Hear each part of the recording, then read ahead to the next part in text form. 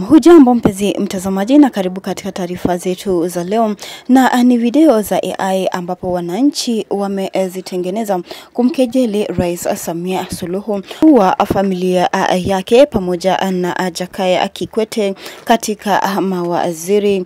Bonyeza alama ya like na subscribe niweze kukujuza kwa undani. Na katika mabadiliko ya serikali yaliyotangazwa na Rais Samia Suluhu ambapo alimteua binti yake Wana Hafidh waziri wa elimu, sayansi na teknolojia, na kumteua mume wa binti yake Muhammad Mchengerwa kuwa waziri wa afya za kuzua mjadala mkubwa si tu Afrika Mashariki na Tanzania peke yake bali Afrika kwa jumla. Unavyoona kwenye screen yako, President Samia Suluhu appoints her daughter Wana Amia as Deputy Minister for Education and her son-in-law Muhammad Mchengerwa as a Minister of Health. Na ni taarifa ambalo weza kuzua mjadala kubwa, wengi wakisema kuwa itakuwa bunge na mawaziri wa familia.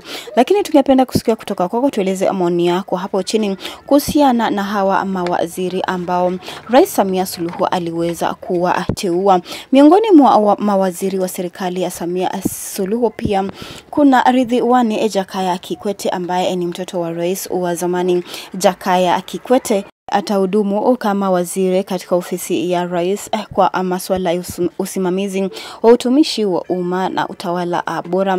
Watu wameita ni familia ya kisiasa kwa maana ni uongozi wa kizazi, na Samia kuteua binti yake na mumewe wa uongozi ambayo inazunguka ama ina mzunguko wa familia badala ya kuangalia uwezo wa uhusiano wa kisiasa wa zamani. Kuwa Kikwete ni jina kubwa kisiasa na mwanawe kuteuliwa inaonyesha kwamba uongozi wa kisiasa unarejelea vizazi vya zamani vya utawala. Endelea kuandika maoni yako hapo chini, tungependa kusikia kutoka kwako kuhusiana na uongozi wa familia kuenezwa na Rais Samia Suluhu.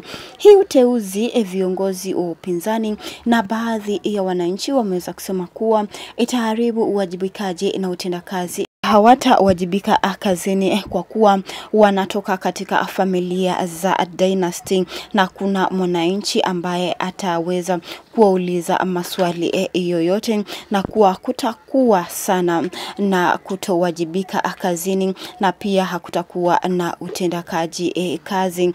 Tungependa kusikia kutoka kwako, eleza kuendelea kuandika maoni yako hapo chini. Na kwa mujibu wa Tanzania Digest, kuwepo kwa Kikwete dynasty ya kisiasa kumeibua malalamiko ya nepotism kwa sababu Ridhiwani Kikwete ameendelea kushinda nafasi za kisiasa bila kupingwa, na hawa watoto wa the dynasties in quotes hawapingwi na yeyote, na yule anayeongeza sauti hawa watoto wa the dynasties huweza kunyamazishwa mara moja.